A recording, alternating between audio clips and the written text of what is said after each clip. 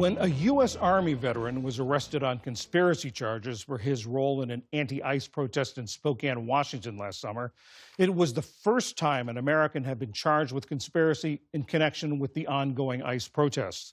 Some legal experts saw it as an escalation of the administration's efforts to suppress, even criminalize, First Amendment rights. Special correspondent Aaron Glantz has the story, which was produced with the support of the Pulitzer Center. The sound of banging on Army veteran Bajan Malvawala's front door startled him awake at 6 a.m., the morning of July 15th, 2025. Something's not right. And I went and I looked out the upstairs window. The street's all closed off, and there's a bunch of guys with rifles. It was the FBI, and they had come to arrest him. My dad very, very quickly after that was like, Bage, it's the FBI, they've got a warrant. Bajan was arrested for conspiracy for his role in an anti-ICE protest more than a month earlier. I'm an Afghanistan veteran. I'm an American citizen. Bajan kept his cool in handcuffs while the FBI searched his pockets. Have you been read your rights? His father recorded this video. My son is steady as a rock, saying, he's an Afghanistan veteran, that this is unjust. If convicted, Bajan would face up to 6 years in prison. I don't think that you really realize how far away we've come from democracy until you open the door and see federal agents to arrest your son for a nonviolent protest. Bajan comes from a military family. His parents both served in the Army. His father, Bajan Ray Malvawala, a retired intelligence officer, earned 3 Bronze Stars in Iraq and Afghanistan. He and Bajan served in Afghanistan at the same time. I think that might be my favorite photograph in the entire world. The younger Malvawala provided signals intelligence in Kandahar province, one of the most dangerous parts of Afghanistan.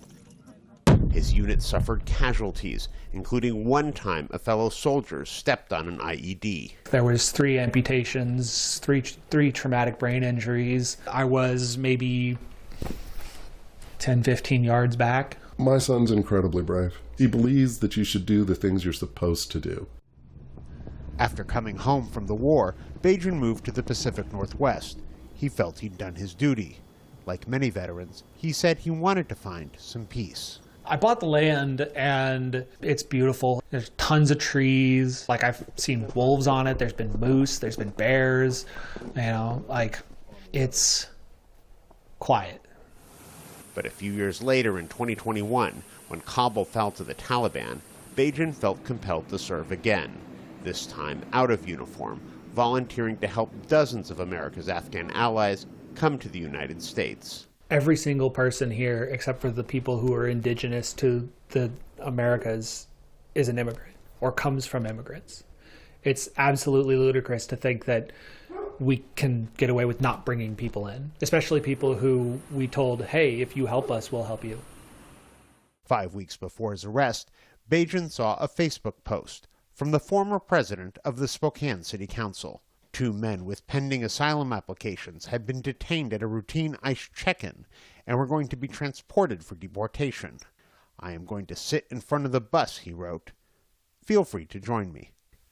Happened to be scrolling through and saw it pop up, and I was like, oh, well, I have time. I'll swing by and see what's going on. I'm pretty upset about how this country is treating immigrants.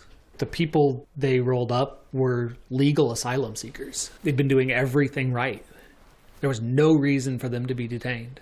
The protest was, for the most part, peaceful, but at times it turned contentious. Bajan can be seen in this video briefly tangling with masked federal agents. One ICE agent pushes Bajan in the back, knocking Bajan into another, who grabs him. Bajan and the agent shove each other and then disengage. Then demonstrators back up and link arms to try to block the gate to stop ICE from taking the asylum seekers away. Dozens of people were arrested, but Bajan wasn't among them. Richard Barker, the acting U.S. Attorney for Eastern Washington State, had monitored the protests from his office on the other side of the Spokane River. I went to bed that evening feeling like this situation could have been a lot worse than how it ended up. Barker had worked for the DOJ for 11 years and focused on prosecuting drug smugglers and murderers. But the day after the Spokane protest, the Justice Department sent him and the 92 other U.S. attorneys nationwide a memo that demanded they prioritize prosecutions of ICE protesters. So Barker authorized an investigation. His staff started preparing a conspiracy indictment against Bajan Mavawala and 8 others, something Barker knew he couldn't support. Nobody was really hurt. None of the protesters were hurt. Fortunately, none of the law enforcement officers were hurt either. He was aware that other U.S. attorneys had been ousted for refusing to comply with Trump Justice Department orders, and he worried about his ability to act ethically if he stayed on the job. So he resigned. I didn't feel in this case that a conspiracy charge that would carry a 6-year term of incarceration was true to who I was or who I wanted to be as a federal prosecutor. 2 days after Barker quit, his successor signed the indictment, charging Bajan and the others with conspiracy to impede or injure a federal officer, the first time conspiracy charges had been brought against ICE protesters. In a statement to the NewsHour, the DOJ said it respects the First Amendment and the right of Americans to peacefully protest, but will never tolerate the obstruction of lawful immigration operations or putting federal agents in harm's way. Should we go in? The day he was arrested, Bajan was getting ready to move into a new house. He and his girlfriend, Kate, bought it with a VA mortgage. This is the service uniform. I was in 9 years. Kate's also an Afghanistan war veteran. She deployed as a medic. We're not weak people. We are willing to fight for what is right, which is, it's a First Amendment issue. Bajan agrees and is standing his ground. They say that you were part of a felony conspiracy to impede or assault a federal officer. Conspiracy requires people communicating and planning it out and saying, yeah, we're going to do this, and this is why we're going to do it, and this is how we're going to do it. None of that happened. At least not as far as I know. I wasn't part of any of it. Since Bajan's arrest in July, the use of federal conspiracy charges has spread. Prosecutors have filed them against demonstrators in Chicago and also investigated Minnesota Governor Tim Walz and Minneapolis Mayor Jacob Frey for the same crime. What these people are doing to my son, and that they're doing all across the country, is unconscionable, and people need to know about it. How y'all doing today? Inspired by Bajan's arrest and concerned about what he sees as the misuse of government authority, his father announced in January that he was running for Congress, challenging Spokane's Republican incumbent. It was a day after federal agents fatally shot Renee Good in Minneapolis, and he stopped by a demonstration in Spokane. This is me and my son in Afghanistan.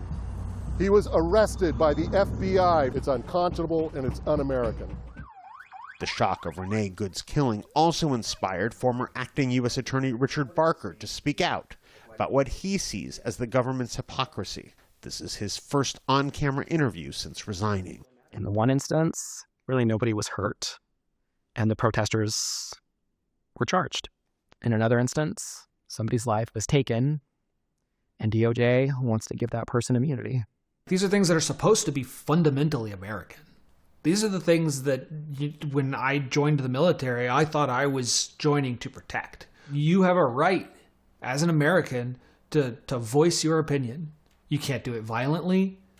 You can't do it in a way that harms other people. But you have a right to stand up for what you believe in. Oh, you got it. Bajan's jury trial is scheduled for May 18th. For PBS NewsHour, I'm Aaron Glantz in Spokane, Washington.